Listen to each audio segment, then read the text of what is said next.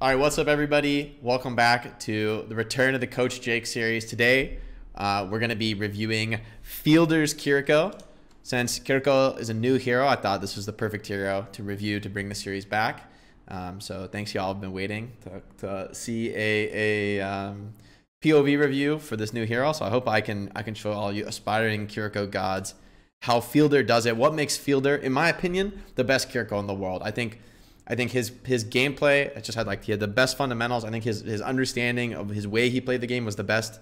And it probably makes sense because it kind of fits in Fielder's playstyle. He's a player who is really focused on healing, on like getting max value, on not dying. He doesn't go for like a ton of crazy kills, but I think that's how you should play Kiriko. I think what he does and the way Field plays is well, it's the best way to play because I guess they won the grand final. So that's a good piece of evidence for it. But I think Fielder's a really good one to watch as well because you actually can learn from Fielder. I don't think he's going to be doing things that are like, he's not the type of player who's like, you know, just hitting every single headshot like crazy, man. But I think his positioning, the way he uses skills, I think that's going to be really revealing. So nothing special here, just a standard rollout. I already like this, guys. You see how he only shoots when like literally everyone is full. Like I think this was a telling one. It's like right here. It's like even earlier. Even like as Fearless, the Winston is walking up, even as he's like starting to peek the corner, he's already healing him. His Sojourn goes over here. He's gonna throw a heal over there because Edison didn't take a single point of damage. I mean, technically that's a waste, right, from Fielder. But you have to think, you don't know who's going to take damage. You just have to make a prediction about who's going to take damage. You got to think about the delay of the Kiriko heals. I think that's something that a lot of players just like don't consider at all, that you can effectively like pre-heal people, right? You can like, when you see somebody take a wide angle, like your DPS goes out on the flank and starts peeking strong, like Edison is doing right there, then this guy is like the enemy team is going to want to spam him, especially as he like runs across this open space. They're going to want to spam him. And so for Fielder, he is anticipating who's going to take damage, and he's already constantly going to be healing that guy. So he'll go for a couple shots, but as soon as the dive comes in, he's instantly in with his team, and that's his whole team is basically hard counter diving to Edison. As soon as Dear Winston tried to jump Edison, the whole team hard counter dive. And honestly, for Shock, I think that was kind of a bait dive for them. I don't think they really intended to commit, so they're just trying to get some skills out. But he basically is only healing, guys. Another thing, something I figured out on Kiriko, or not figured out, but I researched it. I did the fucking test. It's impossible to shoot your gun and still be efficient with heals. So a lot of people know on Baptiste, if you do like 2 left clicks and 1 right click, it's like perfectly efficient. So you can like, technically it's not costing you anything in terms of your heals per second. But on Kiriko, even if you do only one right click between each healing left click, you still heal slightly less overall. So if you need to heal, like if basically what I mean by that is if anybody has taken any damage, you should basically just be healing. Unless you're literally going to die if you don't fight. That's the one situation. And I think Fielder has his priorities right. He is healing almost all the time. Rarely does he shoot. When he does shoot, it's like whatever. Sure, I'll throw a spam shot in there. But he's super focused on healing. The most important thing is that you charge his ult up fast. And you can see, I mean, they did win some fights, right? So it's not entirely fair. They did win the mid fight.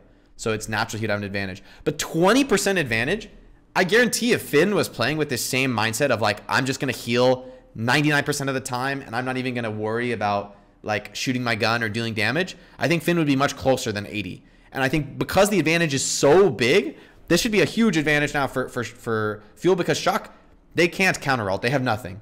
So I'd be surprised if Shock can get out of this one. They do full kite it, but yeah, in the end, it's really hard to kite the Kiriko ult when you have nothing, and especially when you're caught in a spot like that. So honestly, I think Shock wasn't even ready for the Kiriko ult. Finn was thinking, well, I have only 80, you know, it's probably the same charge. Probably they don't have ult yet. But again, it's like just Fielder's prioritization with how he plays. I think this is all pretty standard, but yeah, I don't know. I've talked about it a lot, but I just love that he is like hard focused on healing. I mean, this hero is actually a really strong healer, just straight up healing targets who might need damage or who might need assistance. I think that's like a really big deal. Chooses the further target to blink to, so it's more safe. Nice little min-max from him. I like that he doesn't do the thing that we saw like Teru do, for instance, a lot, which is like basically hard flank and like kind of be brain dead and then blink out. He's just playing for his team, right? Anything special here?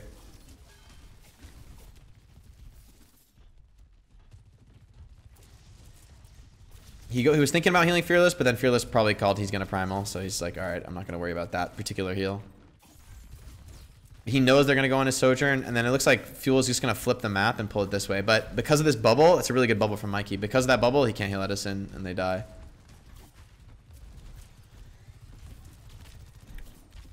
The beat as well from Violet. That's a very interesting beat. I guess just securing the fight, making sure they don't lose anybody. Just dying a cart there for Fielder.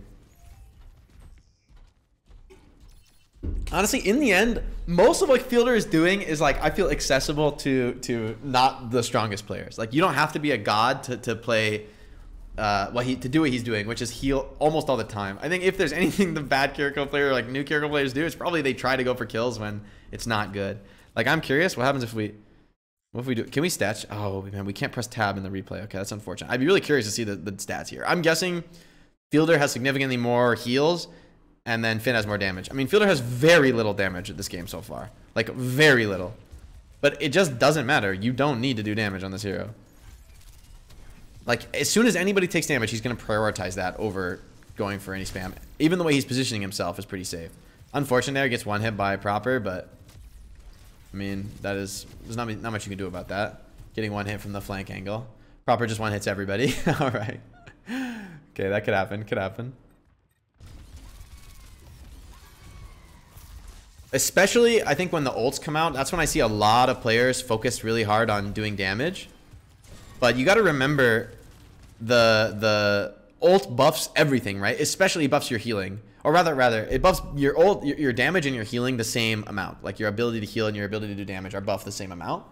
But since the healing is already better when you're not ulting, then when you ult, your healing is still better. I think so many Kiriko start shooting their gun because they're like just want to shoot their gun when they're ulting. Well, I'm surprised he doesn't milk this. Oh, I think that's kind of a mistake from Fielder.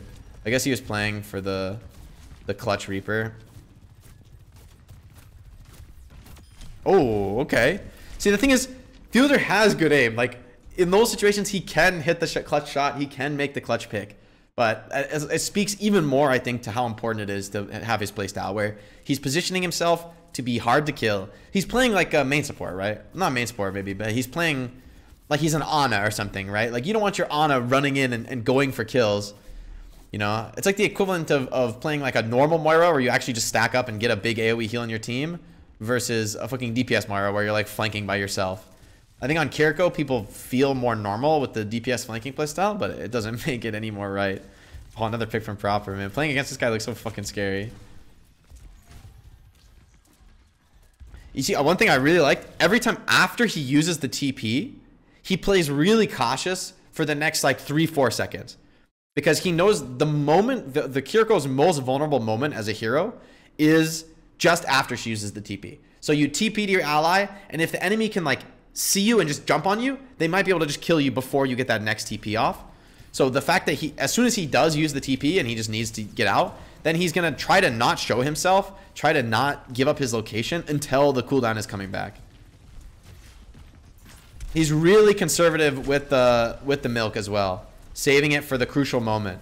Trying to just only heal. If he doesn't need to use the milk, he's just going to heal.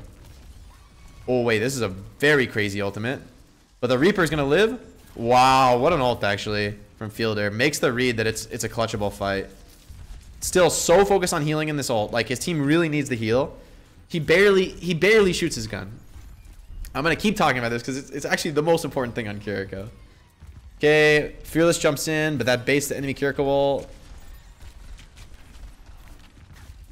And they're able to just speed out of the Bee Blossom and Kiriko ult. Wow, so that's a huge overcommitment from Shock. That's actually, I think this is where Shock throws the game, actually. These overults from Shock, especially let's go back. Let's see Finn's Kiriko ult pop. I didn't really talk about Fielder's ult pops because I thought they were pretty basic, but let's see if what Finn did wrong. So Fearless jumped in And then it is kind of a normal play when the enemy Winston jumps in and then you want to Kiriko ult him. But honestly, I think Fearless is just on the nether level right now. I'm pretty sure Fearless just intentionally baited this Kiriko ult, knowing that they would want to do it. Like, look at this jump. It's such a passive jump. He's like never intended to commit, and he just basically baited Finn's Kiriko ult out. I mean, that's something you basically will not see, except among like actual pro matches. Like, you'll just never ever see that in ranked. The Winston is never gonna do like a actual next level bait jump like that. Where, I mean, if Shock doesn't press any ults with Fearless's jump, then it would be like kind of bad for Fearless, right? He would get punished, and if they would just shoot him. But he just has the read that they're itching to pop the Kiriko ult, and then they get a perfect kite out.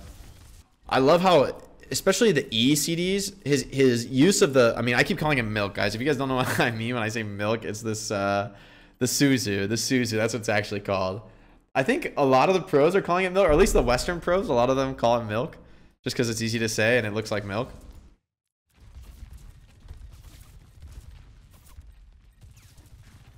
Looking for a Kiriko ult pop. Winston jumps in. This is a really good ult pop. So you can see it's like he doesn't just pop it to initiate. He lets the fight sort of begin. He lets the Winstons trade cooldowns, and at that point, when it's harder for the enemy team to run away, they're gonna pop the Kiriko ult. Like, one thing I see in the pubs, like for instance, just now I was playing ranked games, and like basically every time the teams would pop ults, both teams would just pop ults and fight each other.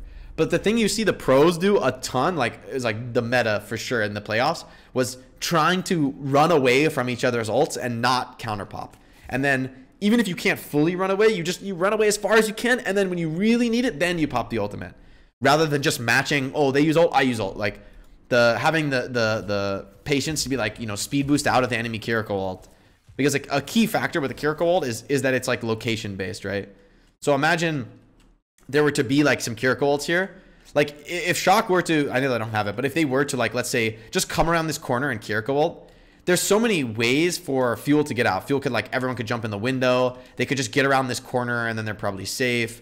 So the pro teams, they never pop the ult like that. Instead, they wait for these like perfect moments for when the enemy uses cooldowns and can't just back out easily. So they're looking for the enemy amp. They're looking for the amp. They're looking for especially the Winston cooldown. That's a key one with the Kiriko Reaper. If the Winston jumps in, then he's very vulnerable to the Kiriko Reaper.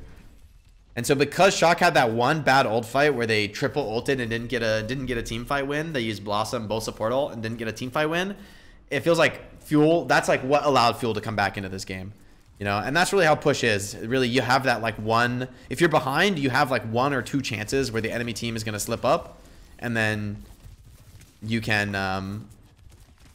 you have 1 or 2 chances where the enemy team's going to slip up, and then you have the ultimates to like come back in the fight.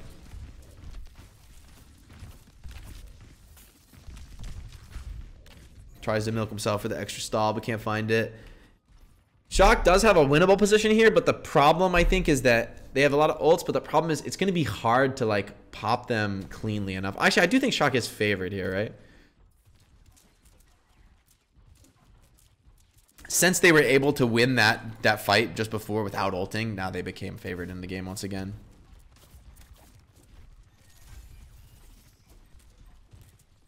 Again, fielder position very passively. Winston jumps deep. I like that he doesn't pop his CDs, you know. I think so many players will see like a Winston jump like that and just feel like they need to pop some sort of CD. Like, I need to blink out. I saw a lot of players who would like use the Suzu when the Winston jumps in on them. It's like, you got to save those skills. You really got to, with Kiriko, it's so important. You have this wall climb ability. You have a strong heal. Like, when the enemy just sends one guy at you, you really shouldn't need to use your cooldowns, right? You can juke them with wall climb. You could just heal your teammates. You could just fight them, and not using these cooldowns means that the enemy they don't have that window to punish you. So Fielder, he's doing a great job of just not using his skills until they're actually needed. Like, save them for the crucial moment.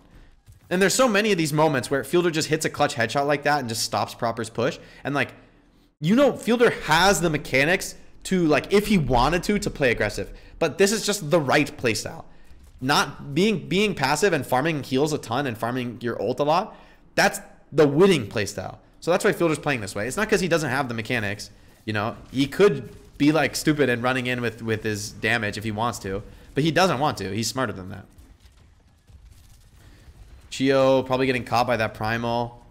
Nothing Fielder can do for sure. It's worse if he fights here. And they're just going to go for it with the Kiriko ult. Very ambitious, but maybe just feeling like Shock was going to be overextended there. Want to take the fight when they're sort of discombobulated, and that'll be a win. Should be. Wait. Proper. Waits for the milk combo with the Blossom, but I think he misses it there. But that's another thing that we saw a ton this game was saving the Suzu for the Reaper's turn. So instead of just defense, which rarely, to be fair, rarely in this comp do you need to actually defensively Suzu. Most of the time you just heal. It's like if your Sojourn is getting dove really strong, then he might need it. But a lot of the times, Fielder's able to use it aggressively by waiting for Sparkle's, the Reaper's turn. And when it's like when the Reaper's going for his Blossom, that's the moment you drop the milk on him. Where so it's the enemy Sojourn can't one hit you. You don't get booped by the Winston. Fielder, he's just taking a nice wide angle, making sure as soon as anybody takes any damage, he's gonna heal. Like you can see, he doesn't even try to peek the enemy 9 times out of 10. Like. A lot of players would be like, oh, my whole team's full. I'm just going to start peeking and try and do damage. He's just staying aware of everything that's going on the map. Are they looking at my Sojourn? Are they looking at my Winston? Like, should I throw a pre-heal? Is my Sojourn going to peek and trade spam? He needs a pre-heal. It's a full commit to save Sparkle and a wall climb out. I think he had to do this play because Sparkle messed up and used Wraith and got caught. So in the end, I think that's a good play from him, like trying to save Sparkle and then get out. But it does get punished. Shock just played really well. But in the end, I think that's more his Reaper's fault. I think it's a good play. It's like, you know, if Reaper dies in this comp, it's just game over. Like in this mirror match, it's important to know. If the Reaper dies and there's no like immediate trade and punish, it's basically over. So knowing that Sparkle used the Wraith, he goes in, he milks him. Sparkle's able to like get out of there. Whether I don't know, this is whether he TP'd out or just like ran out or just fought his way out. And then knowing he can't actually live with Sparkle, he tries to wall climb out here. I think that's just a really good play from Fielder because he's able to save the cooldowns for the perfect moment. He can do the combo cooldown. I think that's a super important play to look for, the cooldowns combo. When somebody's gonna die, you both blink to them and then Suzu them, right? I think that's a good combo there. Just a little bit late on the milk, but I mean, Proper is just incredibly aggressive to be able to catch that timing. So one thing I do notice is he starts shooting more when the fight is like super desperate, which I think makes sense, right? If the fight is like you're like -1 or more, he's gonna start shooting more because he knows like at that point healing's not going to be enough. He needs to make some sort of miracle kill. But those are the fights that you realistically already lost, let's say 9 out of 10 times. So for me, yeah, that makes sense, right? In the super desperate fight, you go for some kills. But he really doesn't try to shoot, except when it's just absolutely clean and there's no punish for it. Really good there. He saves the Suzu, saves the milk. So much healing. Look at this healing on Edison. You guys, like Edison got healed for like 400 right there. And it's only because Fielder is so careful with his positioning. He's so focused on who's taking damage on his team because he doesn't try to peek the enemy. He doesn't try to shoot his gun. He'll shoot his gun if it's like free and there's nothing better to do. But he's trying to play as if he has no damage weapon, right? Like it's like not relevant that he has the damage weapon. They're gonna swing the corner. I think that's a good one to like notice for. And this is like pretty obvious for high level play, but for casual players, like. A lot of times people don't think about the positioning of the Kiriko ultimate, like where it actually is on the map. One of the most important things you want to do is to prevent the enemy from hard kiting you. For instance, right, you could pop the Kiriko ult like this, right? You could pop it and it could go this way. But then you got to think about where the enemy wants to go. When you pop that Kiriko ult, Shock naturally, they're going to want to like kite back into the spawn. And so when Fielder does pop his ult, he's going to pop it this direction to give the best chance to chase for kills. Makes the hardest ult to kite. So Fearless goes back, and Fuel is just going to swing the corner and fast pop. So he's like wanting to see him go, go, go, go, go. And then it's a really good pop. So because it's this deep in the spawn, now he goes in, he's still on it. It's just positioned so well. So it's not just for the timing when he pops it. He's also positioning it in a way where it's hard to escape. It's hard for Shock to fight off of the ult, which is what Shock wants to do at the moment that the Kiriko ult comes out. Now it's Fuel's turn to kite, although they do have ults like Blossom and Beat, so they might try to like counter the Kiriko ult with a fast Blossom here.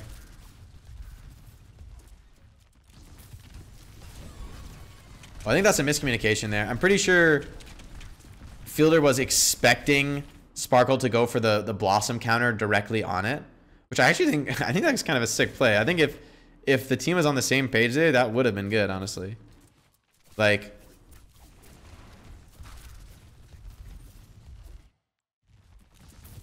yeah, like I think Sparkle just blossoms this, trusting in the milk here. I think they actually could like team wipe here. You know, like right on this corner. It's actually such a clean timing to blossom and turn. So I think like that's what I love about Fielder's play. Like he's reading the game to know, okay, like my Reaper might want to turn on this corner. My Winston's fighting this corner. I think in the end, this is actually maybe it's a mistake from Sparkle to turn and not go for this kill. But also Mikey has no ult. I think in the end though, it's like Fielder actually had the best read here. That like rushing into them and killing them on the Kiriko ult was the best chance to win. The turn on the Winston, it does yield the kill in the end though, so we'll see. Maybe it ends up working out for them. What's he gonna do this fight? Just positioning to heal. Like his aim is so good. His aim is actually legitimately really good, but he rarely shoots. I can't. I'm gonna keep emphasizing that because that's like the most important thing for anyone who wants to learn how to play Kiriko is that the best fucking players in the world who have like insanely good aim, even they are playing to heal. Even the world champion Kiriko player is playing to focus heals. So I don't care how good you think your aim is, it's not better than fucking pro players winning the world championship. This is the one time I've seen him go for like a hard trying to kill push with his ult or with his you know his killing primary. But then the fucking it's because it's literally him and Lucio. Like it's the fucking he's the DPS at that point. There's nobody left to heal.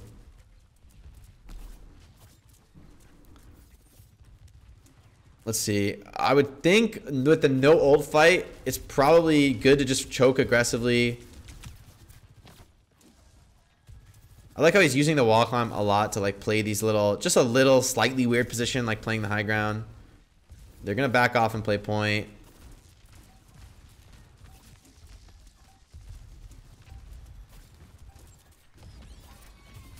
Okay, really early Kiriko ult from Finn, and I think that's a successful kite from Fuel. That's beautifully played.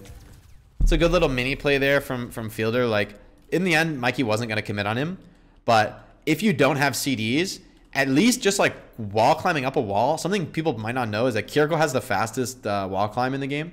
So like Genji and Hanzo climb slower than Kiriko. She climbs both faster and higher. Like both Genji, Hanzo, all the wall climbs like max out at a certain height. But Kiriko has the fastest and she climbs the highest.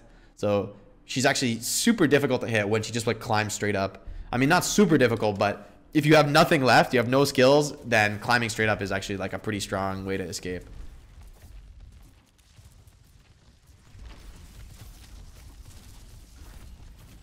Yeah, in the end, like you can get value shooting people, but you don't get as much value as you get healing people. That's how you should really think of this decision between healing and shooting. Like, yes, you could shoot, but it is just you do more by healing than you do by shooting. Yeah, I think maybe the biggest thing that the reason Fielder's Kiriko was so good, I would even say maybe in the end, since it was such a close series, you could say that the reason that Fuel won in the end is Fielder's playstyle. Like, I mean, we'll have to watch Finn as well, like later, another time to see the playstyle differences. But Fielder is like about as focused on healing as you could play this role. I mean, like he rarely shoots. Like you're seeing it on this VOD. Like he shoots when there's really not much going on. And he doesn't walk forward to shoot. He still stays in his safe position where he's not going to get any cooldowns forced. And then he'll just shoot if somebody were to come to him, then he would shoot. But he's so focused on healing. He's making sure that it's just not possible to beat him in your race to farm Kiriko ult. Like being able to have the first Kiriko ult and win a team fight, like again, Proper gets the opening pick. I mean, like it's actually just insane. Like there's not much you could do in this situation, you know? Like the Sojourn kills your Sojourn. It's like, okay, well, we are kind of fucked.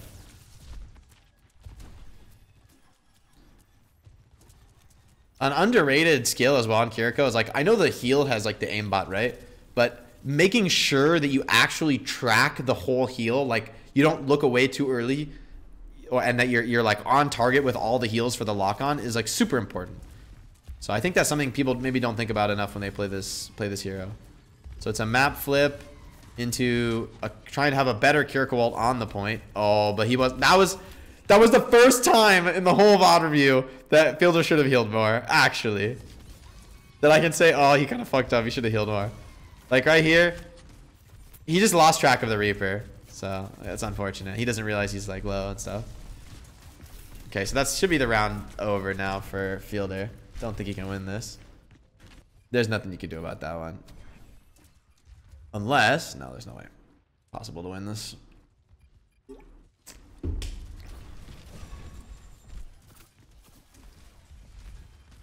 Wait, no, surely, yeah, it can't be done. Wait, oh my god, there's no way, right? Wait a minute, oh no, wait a minute, there's no way you can win this fight. You're still down Reaper Winston, like it still should be over. He's holding the point. Oh my god, if he hit that headshot, they actually could have won. That's insane how close this is. Game ends so fast. In the end, that was a mistake. I think he should have trusted his team to...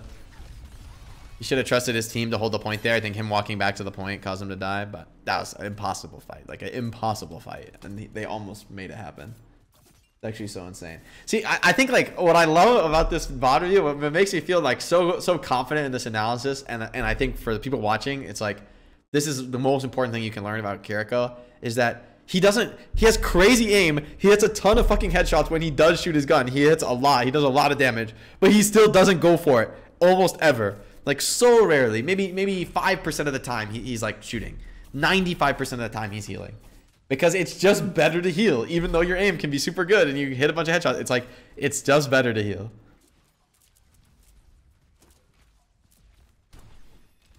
Like, if you guys play Kiriko, just heal like crazy, get your ult, and just press your ult and win the game. Like, it actually is that simple. It actually is that simple, at least in pubs. Just heal like a psycho, and then farm your ult, press ult, go, win game.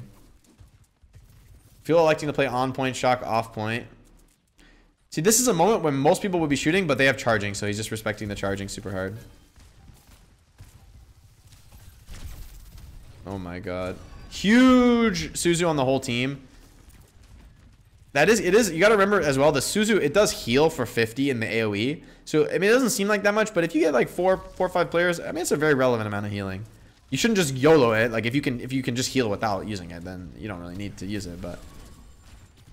a little bit off from the Suzu to be able to heal the Reaper there, but in the end, I think Shock just played that better, playing off point at the start and then pushing on point when they had charging. I think that gave them an advantage.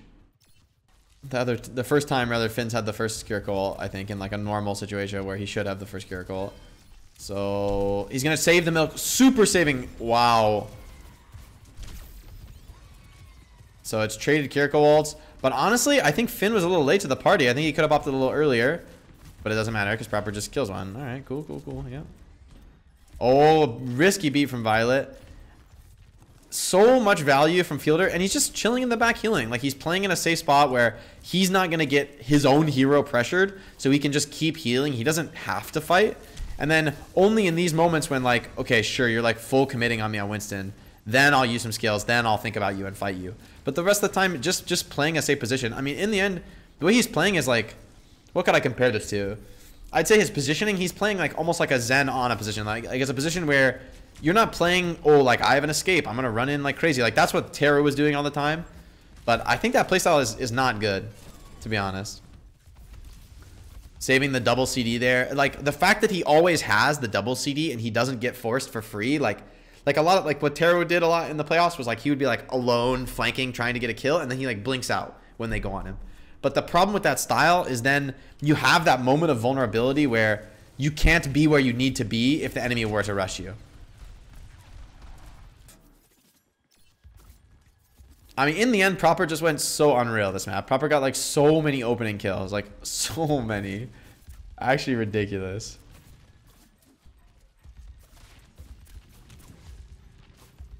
So Fielder did ult first last time, but I just want to draw attention to this. Fielder has a 50 or 40% gap on Finn now for the next Kiriko ult. Like that it shouldn't be that big. Even though Finn had like the later pop, it should be like a 10 or 20. But Fielder he just doesn't fucking die.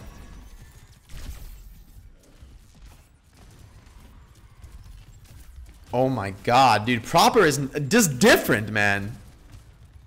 He's just fucking different. He just walks inside the fucking Winston bubble and one hits your Reaper. Like, how do you beat this guy? Actually, how do you beat this guy? All right, now he's going to go for a kill because he's desperate. He knows this game is like lost, basically. Oh, wait a minute. Oh my god, that was such an insane milk. But, I mean, all right. You can't... like, Fielder just did everything he could. Proper just one hits people, bro. Like, you can't heal through the one hit, all right?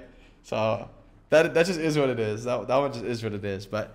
again, I feel like it's just so much his focus on healing. He always has the faster Kiriko ult. He doesn't play to use his CDs. He only, if the enemy forces his CDs, like he needs to save his teammate behind a wall. Okay, then I'll blink and Suzu you. Or you like overcommit on me, then oh sure, maybe I'll blink away from that. But he doesn't play to push in and just get the CDs out for free. I like that he's pre-healing the Winston here. I think that's so important. Like, you got to remember, if the Winston were to take damage, or like, let's say the Reaper were to shoot you, or the Sojourn shoots you, or the enemy just all jumps up here as 5, if any of those things were to happen, there would have been heals that are like already flying to Fearless. So effectively, he's just going to heal more, even though he's basically healing a full HP target, right? But since that guy is going to take damage first, it's so good. You just pre-heal him, and then when they go, there's like extra heal output that you already put down. So just getting that extra value. Like, he's so nasty with it too, but he doesn't let himself get caught up going for the kill. I think that's a key moment that a lot of ranked players would like slip up, right?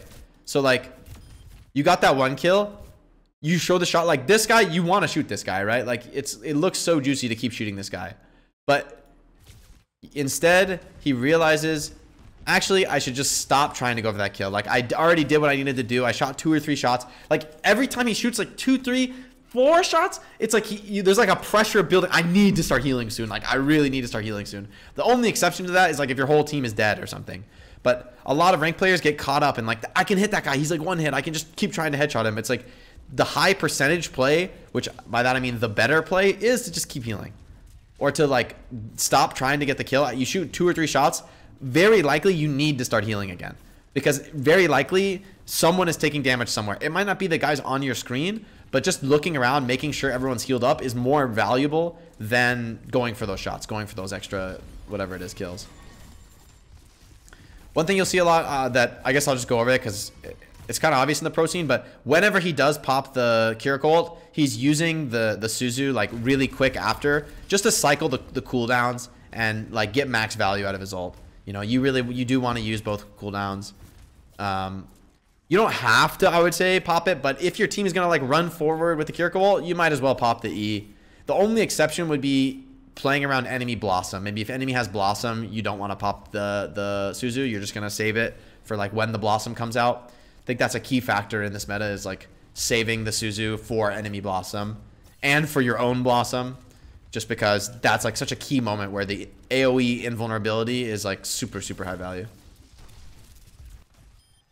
Even blinks to the Sojourn, anticipating that that's the guy the enemy wants to trade. Just a very clean game from Fielder. Like, very, very clean game. Like, when he does shoot, he's fucking cracked. He's actually owning. But he just doesn't shoot that much. He's so focused on everyone being high HP, because it's so easy in this comp for things to get out of hand. Like, once Winston loses his armor, he can die so fast. This last 300 HP, it goes so fast against Reaper. And for Reaper, once Reaper gets low and has to Wraith and run away, your team can just get overwhelmed and ran over. So I think that's why this, like, the pre-healing is so important, why being super focused on healing is super important. Like, even this is a point where 99% of players, like casual players, ranked players, would be like looking to spam at this moment. But in order to spam, for Fielder to spam, he would need to like walk up to here. And if he does this, he could get poked, he could have to use his cooldowns, he could get jumped on by Winston and lose heal efficiency. So it's not even worth, like, he wants to be in this position because this is the safe position, this is where he doesn't get his cooldowns forced, so it's not worth poking. So So he's just going to heal. Even though everyone's full HP, he's still going to just play slow and get ready to heal. Because you can see, like, somebody always needs heals in the end. Like, technically, everyone can be full and, like, yeah, no one needs heals for, like, half a second. But a lot of times when, you know, quote unquote, nobody needs heals, that's an opportunity for you to pre-heal the guy on your team who's, like, the most forward. So that whatever hero is, like, about to peak, you should be pre-healing that guy rather than peaking yourself. You know, it's just like that's a bigger value play than just going for these spam shots that, you know, so many players go for.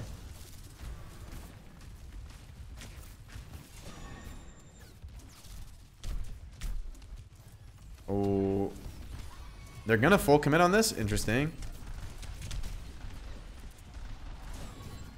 Looks like a bad commitment to me. I think because the Reaper already died, that was a kind of a bad commit from Dallas, but I guess they just called for it. They just like wanted to go for it and take the fight. In the end, it's a really good primal from Mikey, and maybe a little slow from Fielder to blink. He should have like blinked past Mikey, get back to the fight, and help Sparkle. So in the end, it's just a little bit of off-sync play. Not quite ready for the timing of the Reaper turning and needing the blink in and milk. If he got that there, Sparkle might have been able to turn and win with the ult. I think, to be honest, once the Reaper died, I kind of think it is a mistake to pop the ult, but in the end, they just felt the opportunity, felt that they could make it happen. My Sojourn walks forward. I'm just going to heal that guy. Like, even if the Sojourn's full HP, I'm going to throw a heal on him. Playing safe in the back where he can't ever get poked, but he's always ready to, like, he has this great vision from his positioning. Like, I think that's a key factor of his positioning is he's keeping his vision on the players who might need help. So whether that's maybe that's the Reaper, maybe that's the Soldier, maybe that's the Winston. But he's just trying to stay far enough back where he actually can see them all. And so if there needs to be that, you know, blink and Suzu, or just like pre-healing that guy, or, you know, reactively healing, if any of those things needs to happen, he can see it and react to it instantly. So I think that's like another part of the not shooting very much, mostly healing, is that as soon as you walk up to shoot, you compromise your ability to heal effectively. You compromise your vision on your own teammates. You compromise your positioning, so you might get punished by the enemy team. So he just doesn't go for it. Sure, when they like beat dive in, he'll go for the kills because, okay, when the beat's on, it's like a consistent moment where you don't need to heal for a while. But even in those moments, he's still not, you know, overextending, not being too crazy with his positioning. He's trying to, you know, play for the long fight in the end. And getting so much value to the wall climb. I think Root, like, just watching this POV is like just should give you so many ideas as a Kiriko player, like all the different ways you can juke with the wall climb. I think a lot of DPS players might be accustomed to the wall climb juking, but maybe a lot of support players aren't. You know, I think it's something people do. If you're a bat player, maybe you'd be thinking about it, but it's like if the enemy jumps you on high ground, the first thing you need to do is just jump off the high ground. Enemy chases you, you climb back up the high ground. Now, boom, you've just cut their aggro. They can't stay on you. So it's Fielder, Fearless Primals, Violet beats, and then the counter comes through. So they're trying to Kiriko, like, to receive the beat coming in from Shock, like right here.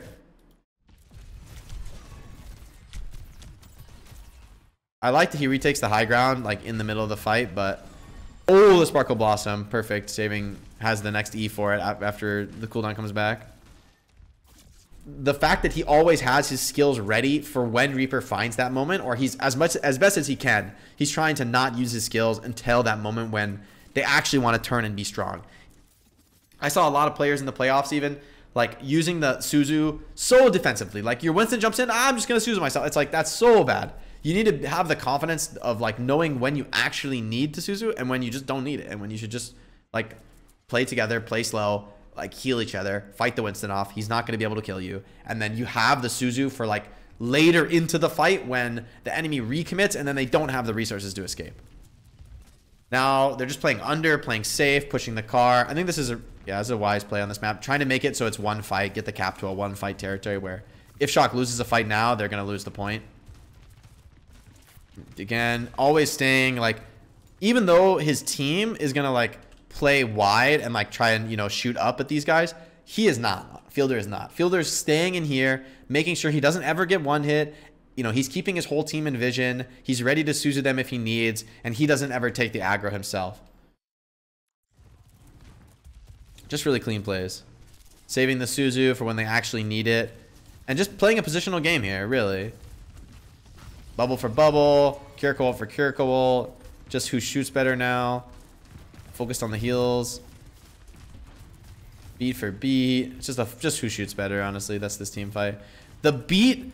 Okay, the beat timing, that's like the one time I see Fielder like look for damage for more than like 1 or 2 seconds in a row. I mean, I guess that's obvious. Like, you're in the beat, you're not going to die.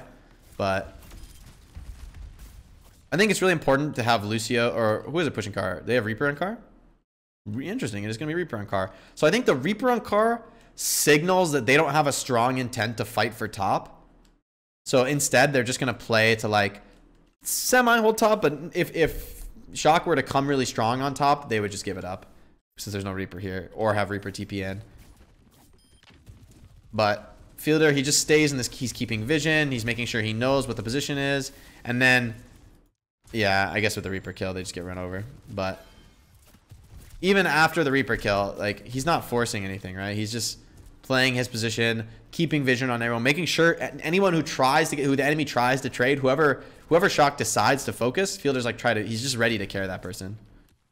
Ready to make sure that there's no counter kills coming in. Oh, wait a minute. Edison's lighting it up. You can see like that when Edison gets the opening picks, Fielder just like runs over Shock and they just fucking destroy them. And when Proper gets the opening picks, it's actually like 50-50. Well, it's better than 50-50. I say that Shock has the advantage when Proper is, you know, popping off like he did on Oasis, but wow, Edison popping off is like, it's like actually just GG. You can tell, like, for Shock, it's like, yeah, we can't win. If Edison's like matching Proper, we can't win. Oh, and then they C9. Oh, it's just Fuel. Fuel is just a better team overall at the comp, and then Proper is like, but Sojourn actually has so much impact on the comp that like Proper is able to hard carry. I mean, Shock's not a bad team. They're a very good team, right?